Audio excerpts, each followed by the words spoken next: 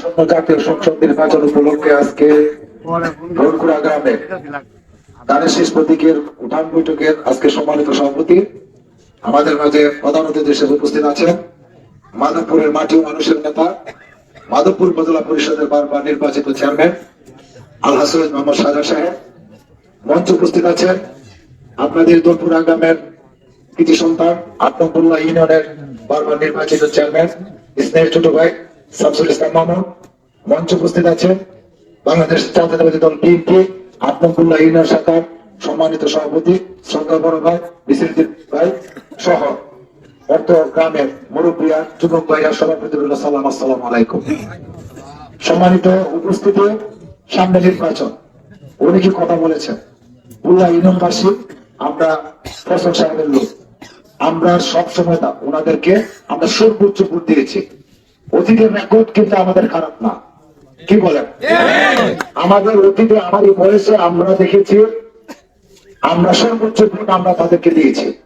বিগত নির্বাচনে উপজেলা নির্বাচনে সর্বোচ্চ ভোট আপনারা দিয়েছেন, এটা কিন্তু অন রেকর্ড।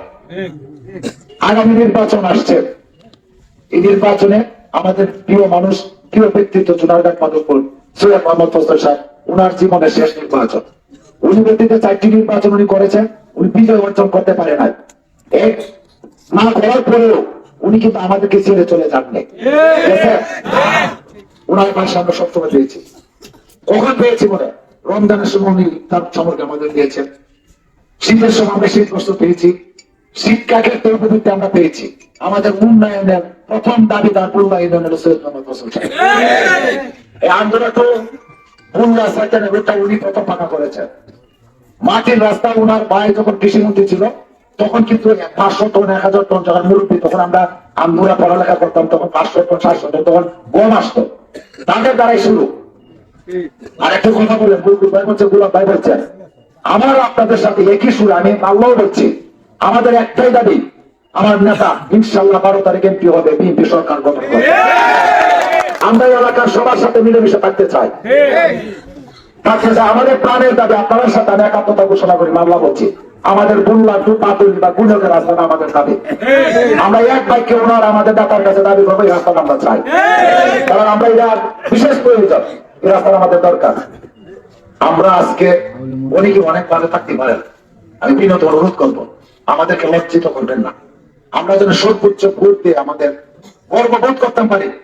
আমরা 5টি বার, উনি যখন আজকে 4 বার নির্বাচন করছে, পাশ করতে পারে নাই, এই বছর ইতিহাসের সাক্ষী হিসাবে আমরা থাকবো। কিভাবে থাকবো? সর্বোচ্চ ভোট দিয়ে আমরা ফসল সাথে বিজয় করবো। আমরা অনেকে অনেক কথা বলে, আরে ভাই কই থেকে আসছেন, কোথায় থেকে আসছেন, এখন ইউটিউবে আছে, আমি দেখাবো না কারণ অনেকে এখানে ইয়ে করবো সমস্যা। অনেকে অনেক কথা বলেন, এই সমাজে কি করছে, ভোট চাওয়ার অধিকার থাকতে হবে। ভোট একটি রাষ্ট্রীয় চিন্তা ভাবনা, আবেগের বিষয় না। আমার ভোটটা যদি আমি দিই, রাষ্ট্র পরিচালনা কে কিভাবে, উনি কিভাবে করবেন, দেশকে সুন্দরভাবে পরিচালনা করবেন কিনা, আমি কতটুকু শান্তি পাবো, আমার এলাকা কতটুকু কাজ হবে, এই নিরাপত্তার চিন্তা আছে। উনি কি আবেগের বশবর্তী হয়ে একটি স্লোগান ধরে ভোট চান, এই ভোট এভাবে চাবেন না। এলাকাতে কাজ করেন, অর্ডার দূর করে আসবেন আর আপনারা ভোট ছাড়বেন, এটা ঠিক না।